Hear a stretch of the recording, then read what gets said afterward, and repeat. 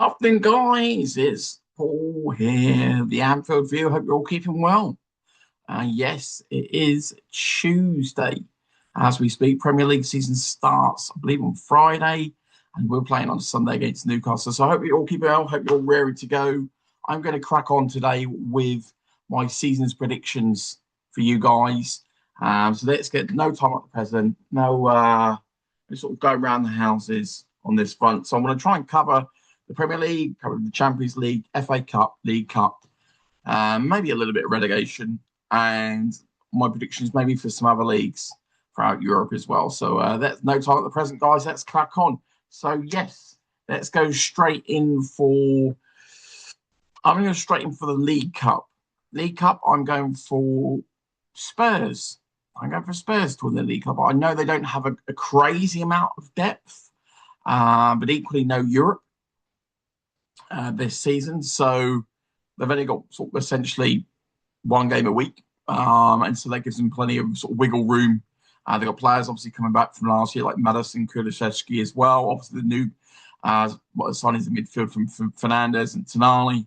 And so yeah, I'm expecting a much better Spurs, as you would with the outlay that they've done as well. So yeah, I'm going to go for League Cup. I fancy Spurs for it. My train of thought is I don't necessarily think Man City it's not going to be priority. I don't think they have an insane amount of depth, and some of the depth is getting older. Obviously, lost players, brought some players in. I still, as you'll see from my other predictions, I still think they're incredibly strong. I just think, look, as always, their priority will always be the Premier League and the Champions League, and so I just don't think it's probably going to be one stretch too far for them on this occasion. And it'll be interesting to see how it may take. And they may or may not. They got off to a relatively slow start while they're adjusting to Maresca. As I say, they can go one or two ways. It can be seamless, and they certainly have the quality.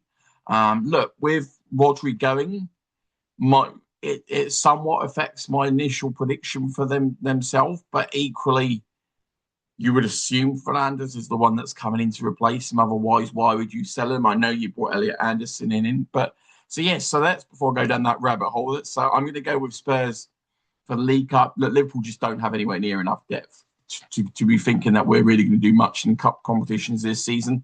And the only way you could potentially think that is if we just suddenly drop so far off the pace in the league that our focus suddenly changes, or we get knocked out early in the Champions League. Is the only way for me that, or we get a ridiculous amount of easy draws. And even then, I just don't. We just don't have anywhere near enough depth in any position of the pitch. And the midfield's going to get weakened if Jones go and we don't bring anybody in. So we're going to, even if training only steps up, I don't think we have it half as much depth as people think we do in midfield. Sure, if we're playing two in midfield, that does tend to give you different options. Also gives you different problems in respect of neither one of those two in midfield are a defensive person. That's the sort of downside of playing. In fairness, we play three in midfield and nobody can really defend.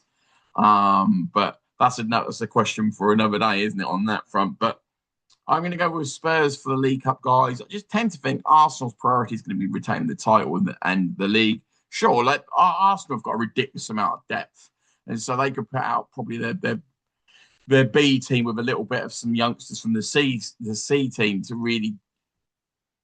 It wouldn't shock.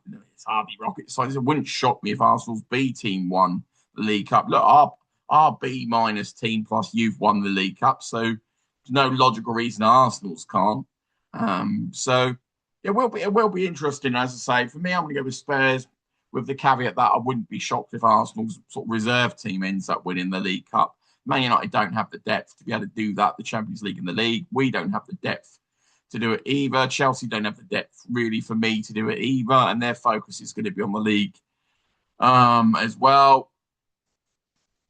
Yeah, I'm going to go with those solutions. I think really, guys. Regards to the FA Cup, as I say, in terms of us, if we've dropped off the pace of the league, like we're really struggling because things just because of the depth, manager, etc., then maybe we focus on the FA Cup and we have a run. It's been a while, hasn't it, really? But I don't think so. I think this is a season where I don't see us really doing that much in the FA Cup. Maybe there's a chance you see something from Man United in the FA Cup this year. I don't think they're half as good as people hype them up to be, but I think they're quite solid now. I think they've progressed from the days where they're awful, if that makes sense. They've moved out of that period. I think they've built what I would class as a solid enough squad for a top five challenge now. I think they're missing the stardust power to really take them for a title push. Nobody in midfield is a Declan. I know people say Bruno Fernandes is like sure, but you put a Declan Rice in that midfield and make a heck of a difference to them. Okay, Arsenal don't necessarily have that great attacking talent, but Man United don't have Arsenal's defence. They don't have anybody in the defence that's the level of Saliba and Gabriel.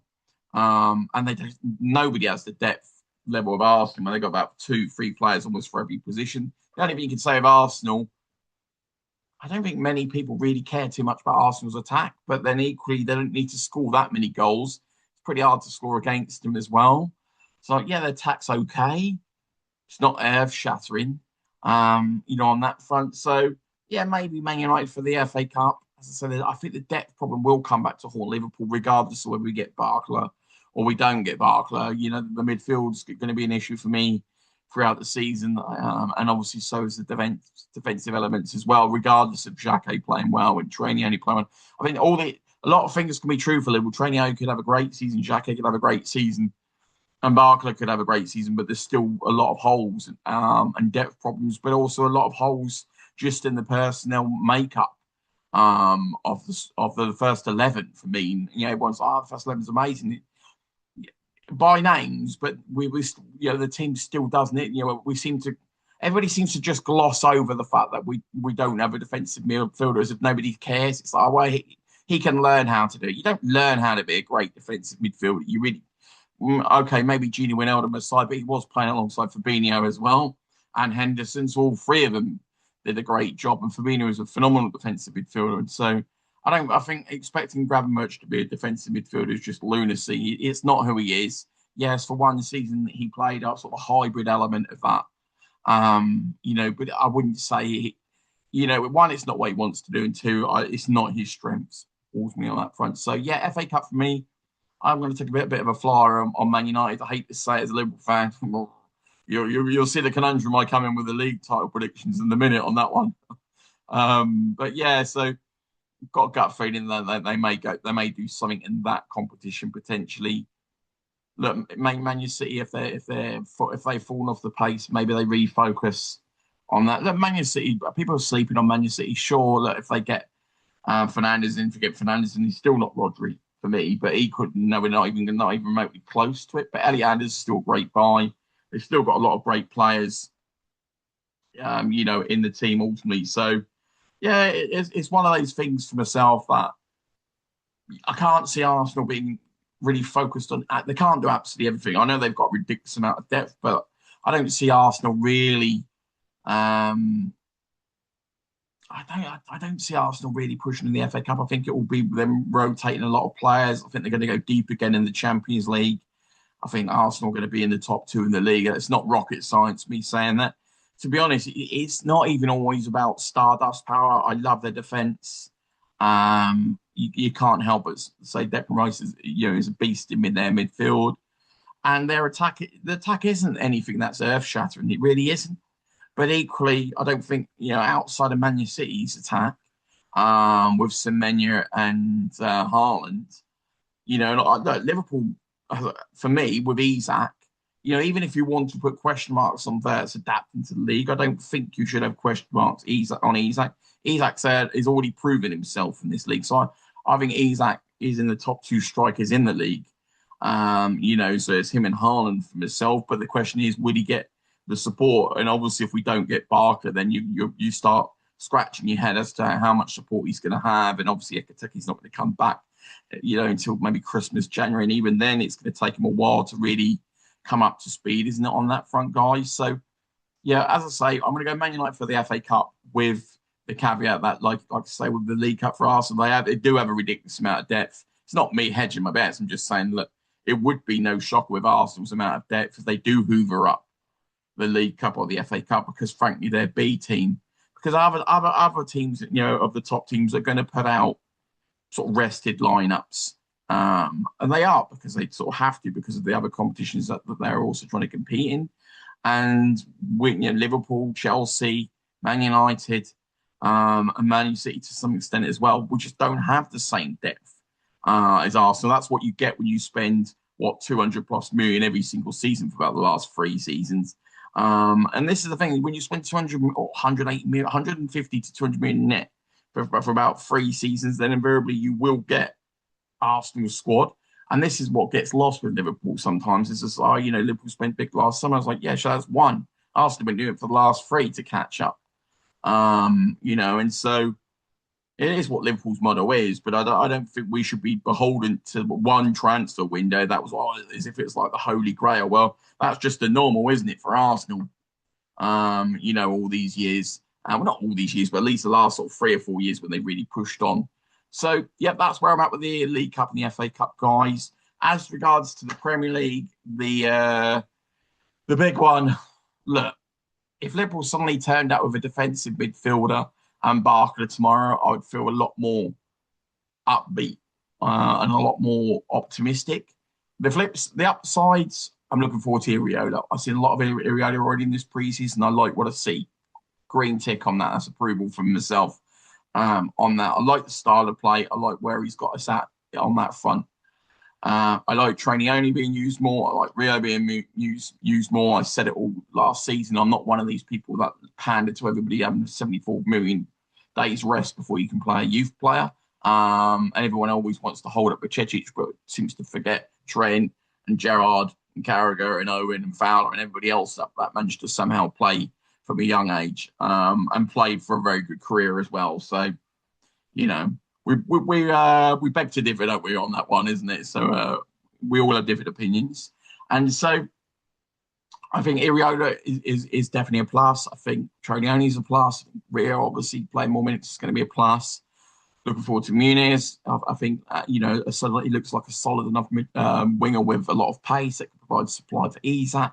Looking forward to Isak if he stays fit. We'll look forward to Ekateke in the second half of the season. Bless him. So obviously, I hope he gets the speedy recovery. I'd look forward to Conor Bradley if he could just have a run of even half the season where he can stay fit, so we can at least see whether he truly is the long-term right back. Otherwise, we're stuck in this endless cycle of a Joe Gomez career, which would be a real shame sort of on that side. So obviously, Xhaka looks promising. Obviously, got Leone to come back as well. There is plenty of things to look forward to. The caveat for us is we don't have much depth at all. We all know it. We don't have depth in the defence. We don't have depth at right back. We don't have depth in midfield. We have no depth up top in the striker position. And so Liverpool are really 0 degrees down bubble, essentially at the moment. We have no depth in the squad. We knew it coming into the off season, and we haven't done anything to address the depth element. As we've said in previous videos, look, ultimately, Muniz has come in. He's replaced Salah so far. Xhake's come in. He's replaced Kanate so far. Okay, Aroha, a free, a loan transfer. Tsimikas has come back to replace Robertson. And so we're stuck in a position, really. At this moment, we're basically one loan transfer ahead with a bit of Elliott, though, who's barely played, and who knows if he's still in the squad come the start of the season. So we're no better off than what we were when the season finished. Yes, we can wax lyrical on Trainioni, but then we all thought, from my perspective, I thought Trainioni was good anyway. I didn't need the pre-season to show me he was good. He was already good. He should have got more minutes last season. The pre-season didn't confirm anything I didn't already know.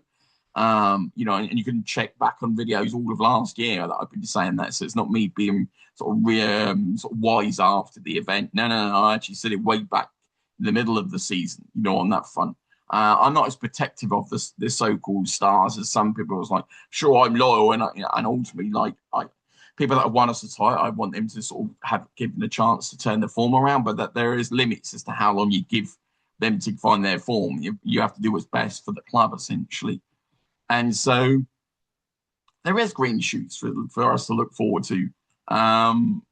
But I think expecting us to really be anywhere close to the title, I think with the depth that we have, Jesus, we had a lot of Jurgen Klopp's team didn't have great depth. This is far, far worse than that. And without this is far, far worse, and without the same caliber of 11. That's the problem. Is that the 11 now isn't anywhere near the caliber of what Jurgen had. When we would be phenomenal, and the depth is nothing. On that front. So even if Barkler comes in, our depth isn't really going to move the needle that much. Do I want Barkler? Yes, said it before the World Cup when everyone else was waffling on about Yan Diamandi, and he may well go on to be the next Ronaldo for all I know. But equally, I was all in on Barkler, way ahead on that front. And when it come through, looks like it may do, but proof will be in the pudding on that front. And so even if it does come through, that alone is not going to be enough from this window. It's not going to be you can sit and say, we could have ended up spending a window, maybe 140 million net, maybe a bit more than that. But if Gakpo goes and Jones goes, that would have paid for the vast majority of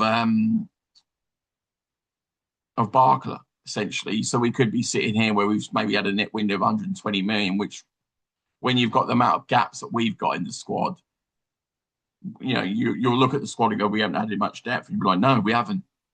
Would have upgraded, in terms of Barkler, because obviously Mo had an awful season last year. So in terms of, yes, you'd have got a better person than Barkler, sure.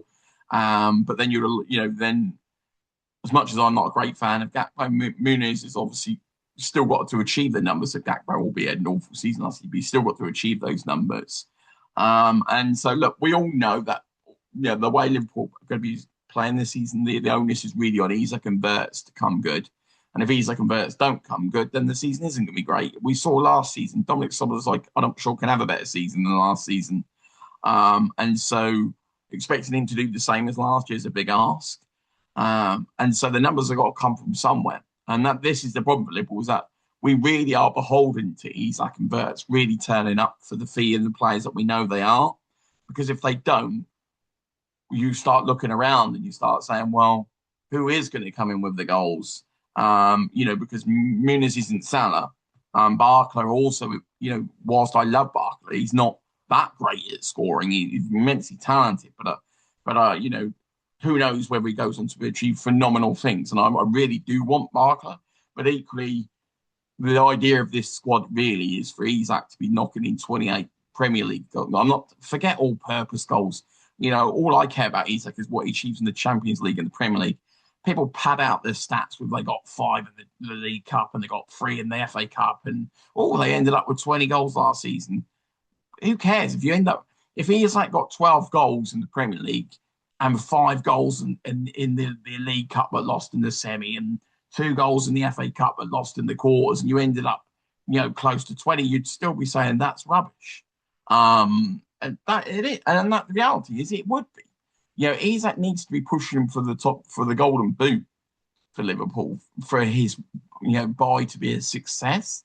And Verts needs to be coming in around sort of 10 to 15 goals with at least 15 assists for his buy to be a success. And that's just reality. Look, in any other line of business, we all have targets, we all have goals that we all have to meet. We don't have to apologize for doing it in any other line of work. But when you join a job, you have told targets and goals. And if you don't achieve them, you get shown the door. So I don't think it's unfair for us to be holding to people that are also employed and being paid an astronomical amount of money to actually be expecting targets for them to hit, which in any other industry, if you didn't hit them and you were on the sort of money that they want, you would be shown up. You wouldn't even see 10% of your contract. Football is just one of those scenarios that you get paid even if the end product's atrocious endlessly. It's just one of those unique sort of industries in that respect. So on to Premier League predictions. I'm just going to go straight in the top. Ultimately, I'm going to go Man City to win the league. I'm not entirely sure they're going to a quick start, but I think they'll find their stride. I fancy people like Phil Foden to have a better season. I think Elliot Anderson's going to have a great season. I think they have their injury problems over in defence. I fancy Haaland to have a monster of a season as well. Now he's obviously they've had the World Cup, had a great experience at the World Cup as well. I fancy Man City to win the league. I think Arsenal are going to have a slight come down. I think playing full bore on both the league title push and the Champions League this year maybe something that it does catch up on you. The amount you have to put in, to a title win. It's not easy to retain a title. Not that many teams have done it.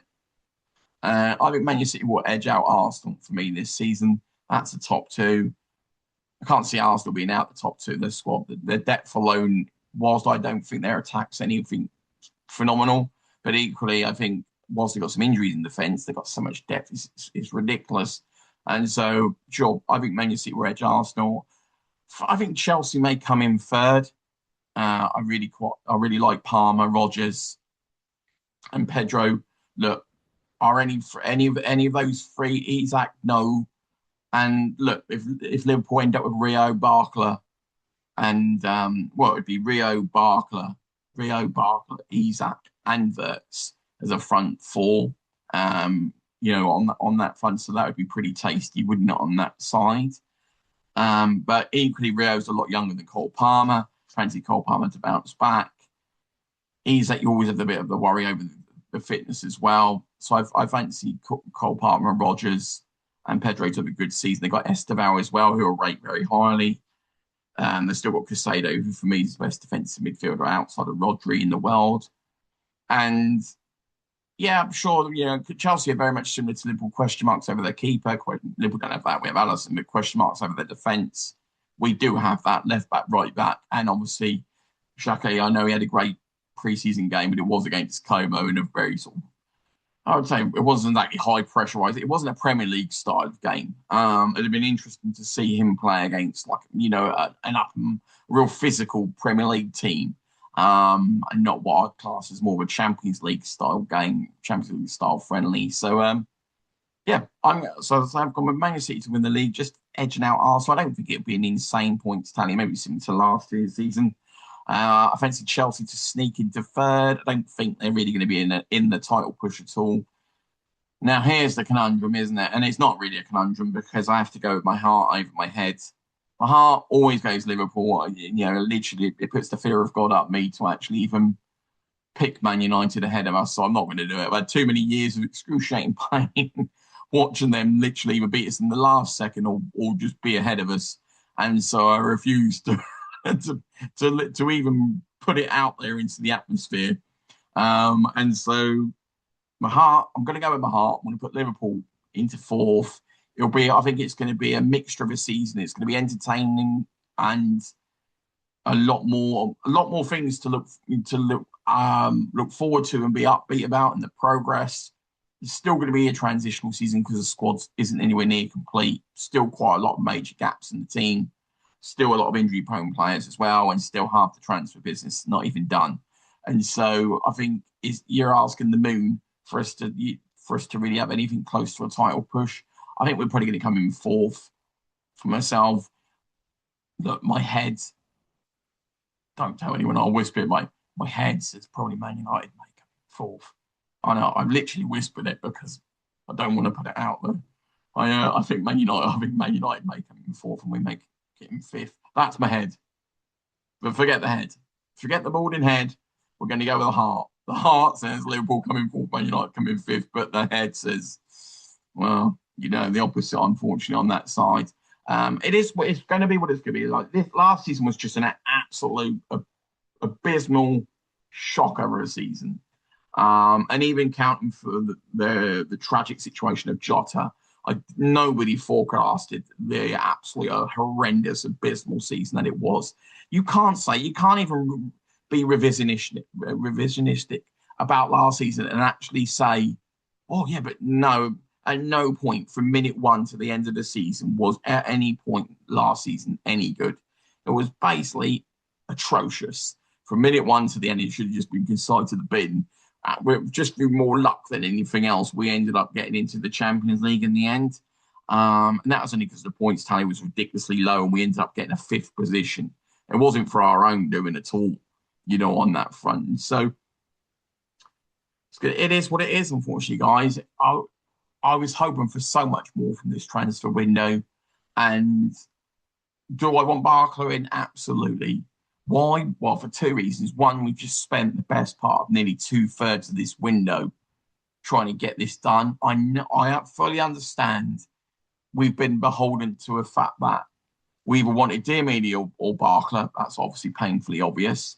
Diomede never wanted to come to us, and we were in miles away in the fee, so that one got parked. We wasted one third of the window on something that was never going to happen. That was pointless. And then we've just spent the last two thirds. Well, frankly, we've been waiting for PSG to get their ducks in row, which has put us behind. Look, we could have done Barkler 1 month ago. Would we have had the money to do anything else? Only the club know. The bottom line is we may be sitting in now, and I may be sitting going, look, well, if we'd have done it 1 month ago, we could have done so much more. Look, if we'd have done it 1 month ago, we may not have had any money to do anything more, or not necessarily not have enough, don't want to spend any more. It's probably more the point, isn't it? Let's be honest. And so, hopefully Barkler comes in because this window will look absolutely rubbish. It'll be a great AF for me if this window comes out with no Barkler or a Dre. If we're just sitting here and essentially Jackie's coming, which has just replaced Canate, and he looks potentially great, not denying that. And I like Muniz like that. I don't mind Arroyo either. But when you're faced with a transfer window where you had to do so much, and that's all that you end up with, it would be an absolute, you can't dress it up. It would be a full-on failed transfer window and just a complete waste of time, this transfer window for me. So Barkler would at least make the last 2 months that we've basically spent all the time on. And we just spent literally two-thirds of our transfer window, or essentially, or pretty much on one player. And he still hasn't signed. And so let's just hope he does, because it's going to be a really poor reflection on us as a club if we can't get him through the door after investing all this amount of time. And I'm not saying there was 1,001 other options, but I see various people say, oh, there's not so many options. Like this player's gone to here, this player's gone off the market, this player's gone off the market. Yeah, but a lot of the players that went off the market were available at the start of the window. We just chose to go after others. You can't just sit there at the end of the window and say, oh, yeah, but we couldn't have got him because he went there, and you couldn't have got him. He went there. It's like, yeah, that's true. But at some point, you have to you do have to make definitive decisions as to how far you're going to travel down the rabbit hole. Are you going to go after that player all the way to the end of the window and then risk, if it doesn't come through, you're basically left with nothing? That's the risk that you take, isn't it? But equally, that's the judgment call. That's where your nous and knowledge, you should know whether a business is really realistically likely to happen on that front. So that's my predictions really for the League Cup. As I say, for me, I'm going to say League Cup, FA Cup, Premier League, all done. Let's go with the Champions League. It'll be intriguing, the Champions League. Look, PSG are going to go for a hat trick at Champions League wins. You can't diminish it. That would be phenomenal. Like really, with the last two seasons, they've been flat out amazing. The season when they won them, where they beat us, they literally steamrolled us at home. We should have lost about 5 or 6-0. Sure, we played well in the second leg, but equally, we shouldn't even have been in it from the first leg, and they absolutely laughed at us. The irony of ironies of that season is actually Villa probably played the best, against them. And so, yeah, last year they were by far and away the best, and Bayern Munich really for me were the second best. On that front with Arsenal in third. I don't see any logical reason why PSG can't go for it again. I don't think Barcelona are going to win it. I don't think Real Madrid are going to win it. I think Arsenal are solid enough to put themselves in a they'll probably be in the quarters or semis again. I don't think Arsenal have anywhere near the strike force. They just don't have enough Stardust magical players. Even if they brought Barkley ahead of Liverpool, that wouldn't be enough for me for them to beat PSG. They just don't have that Stardust magic. What they do have is they have a real team. They're solid. They're good at set pieces. They have some good level Premier League players, but they just don't have world class stars outside of Rice. And then their defenders. The Rice world class, defenders world class, strikers no, not for me. Havertz is okay. I don't class Havertz as a world class striker. Never have. That doesn't mean he has moments where he scores crucial goals. He does, but he doesn't consistently do it. Um, so yeah, I can't see a world where PSG couldn't do it unless they get really bad injuries to obviously key players. On that front, they've still got great depth. They brought Ferran Torres in, who would probably be the replacement for Barker if he goes out the door. They brought other players in as well, so they've got even more depth. They haven't really lost anybody from the key sort of 11 to 13, on that front. So yeah, I want to go PSG in the Champions League. I think Bayern Munich are right. Roll the Bundesliga is more on that front. They've got, still great wingers. Elise, who's still amazing. They're going to have Musiala. Obviously, he's back firing as well. So, Leonard Carl's a great player. I think Harry Kane will still score a truckload. I think they'll just obliterate that league and win that pretty cosily as well. I think Paris Saint-Germain B team will probably will probably win the League One as well. Italy for me is just it's too tough to call in Italy because whilst you see teams doing this, it's I don't spend that much time. I've got to be honest, focusing on Italy, and I used to, obviously way back in the day, I used to love Italian football when AC Milan, where obviously had all the superstars playing for them, and even Inter Milan had all the superstars playing for them as well. And even Napoli in recent times, did. But unfortunately, they've all sort of been few and far between. And you tend to find a lot of the sort of B standard Premier League players, like your Tammy Abrahams of the world, that end up, and they're fine. Nothing wrong with them. They're Premier League standard, if that makes sense. They're just not. There's just no world superstars in Italy really for me anymore, which is sad really to say. And in La Liga. I wouldn't be surprised if Real Madrid win the Liga this season. I think Barcelona are going to miss Lewandowski. They're going to miss Ferran Torres. I think Rodri's a great buy without a doubt. I think Anthony Gordon will do well enough. Yeah, I'm going to go Real Madrid. I'm going to go Real Madrid to have a better season this season. They're tied with Ishka's down to his contract sorted. I fancy Mbappe to have a great season. Interested to see what they do with Eldrick, whether he goes out on loan or somebody buys. And there was rumours that we may be after him at some point as well. Be interested to see what happens on that side. Yeah, that's my predictions for the seasons, guys. Let me know your thoughts. If you can let me know your predictions, Premier League, League Cup, FA Cup, that'd be great. If you want to go further than that, you're more than welcome. Champions League, top goal scorer. Look, just got to go Haaland, haven't you, really? I love Isak, and it's just not a talent thing. It's just a fitness thing. I don't think we can risk playing him like every single weekend. I don't know how we're going to work the exact scenario because obviously without Ekateke there, and if Gakpo gets sold, I don't know who plays up top apart from maybe Chiesa. But I think that logic suggests if Haaland stays fit, then essentially it's Haaland's golden boot to win, really, isn't it, for me? Yep, that's pretty much it for me on that front, guys. Hope you enjoy the rest of the week. Start the football season. Let's go. Look, we can all dream. We can all dream. Hey, I never thought we were going to win the title when Slot took over.